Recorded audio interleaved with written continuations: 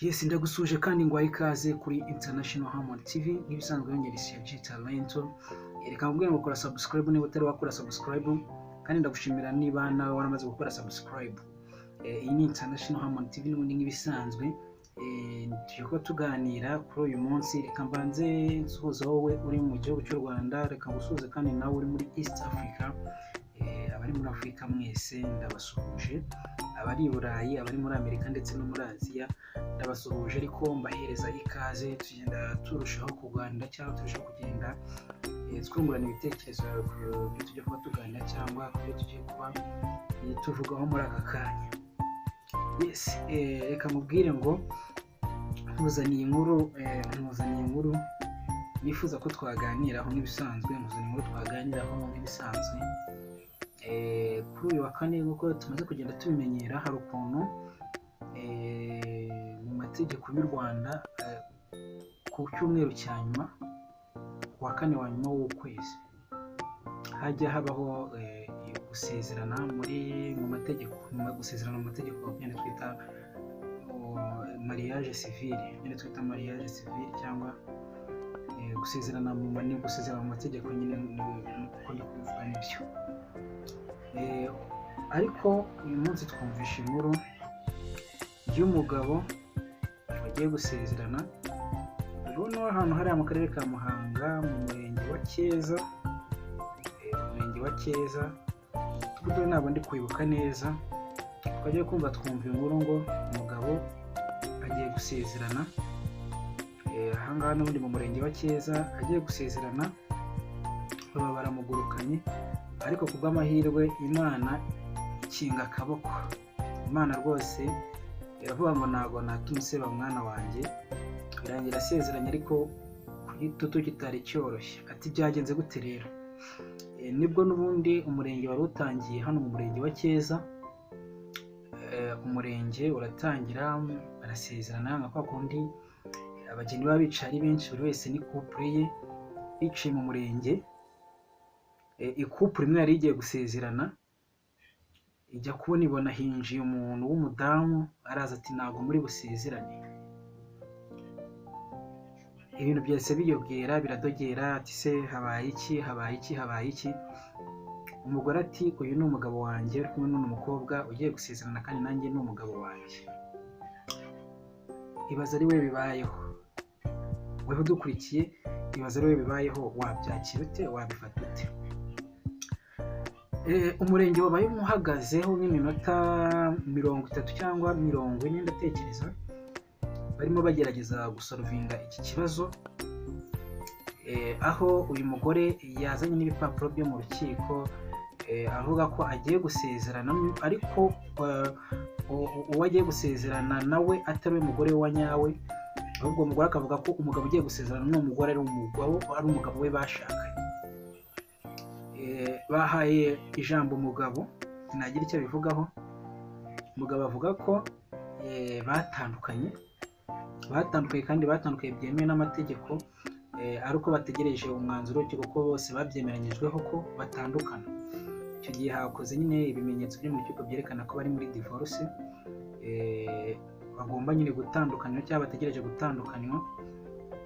Ariko nkibaza, reka mbanze nsoze kugira ngo nze tubisesengura cyangwa tubijyamo neza, tureba ese uko byagenze, uko byakagombye kugenda. Uyu mugore rero yaje arisaza ngo ntabwo ari busezerane, gatanya itari yaboneka, ntabwo gatanya bwaboneke. Executive n'umujinya mwinshi, amaze kumva impande zose, amaze kumva uruhande rw'umugabo, amaze no kumva uruhande rw'umugore, yumvishe impande zose nta hantu hamwe yari abagamiye icyo gihe. Icyo yahise akora, yahise abwira uwo mugore wari winjiye ati bare gatatu wasohotse, kuko byanga bikunze bagomba gusezerana,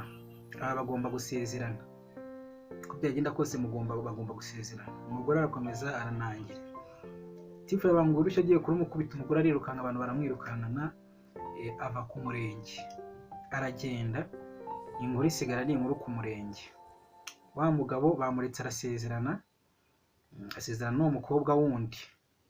Ese nkibaza, byari bikwiye ko babasezeranya?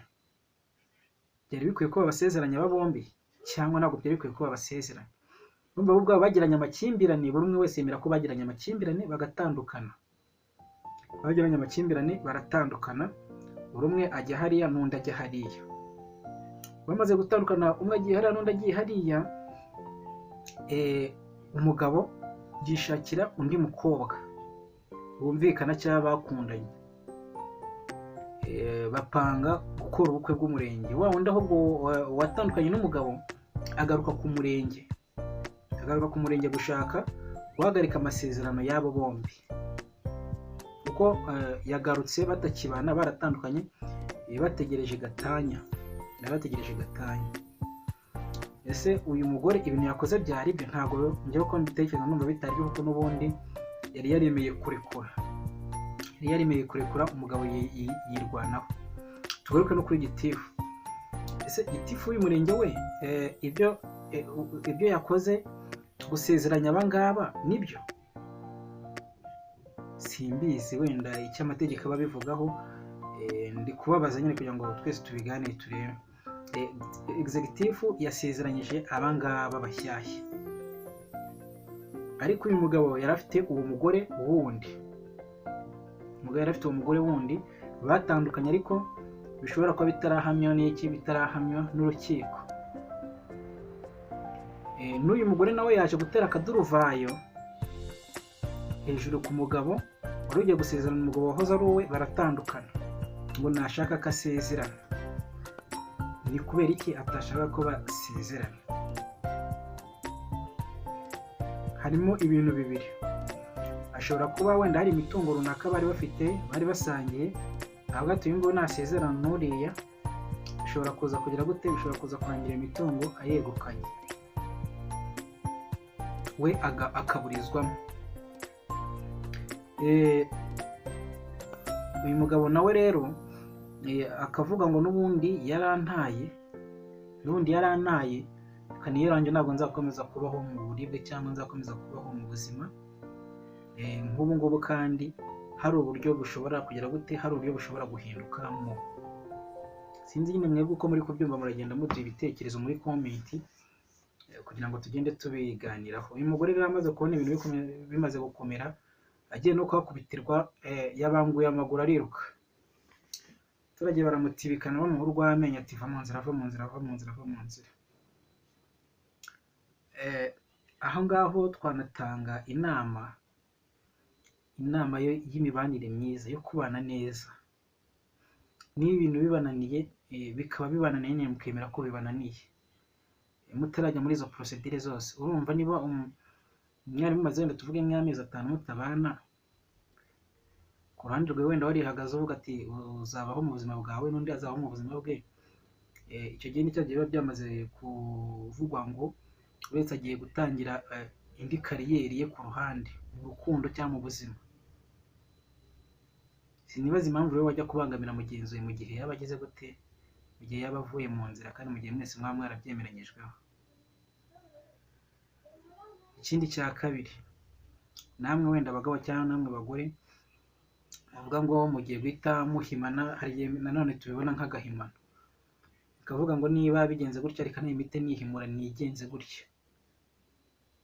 Bajya bakunda guca umugani ngo yihuse yabyaye igihumye. Yihuse, nkunda kumva umugani ngo wirukana ngo umugore ngo urye niba ari igufwa ngo ukazana uri guguna. Urumva, wirukana umugore urya igufwa ukazana uri guguna. Urumva ku mpande zose kabisa haba harimo amakosa akomeye cyane, tuba tugomba kwirinda mu buzima bwacu bwa buri munsi. Sinzi uko ubyumva wowe udukurikiye aka kanya kuri International Harmony TV, cyangwa inama wagira aba bantu bombi, ko byumvishe ko aba bageni basezeranye, ukagarura umugore wundi wa mbere, ukagarura n'umuyobozi wabasezeranyije. Ni abantu 4 hagati aho ngaho. Abo bantu 4 wababwira iki? Gusa ngiye ikintu nemera cyo neza nuko Gitifu ibintu yakoze ni ibintu bya nyabyo.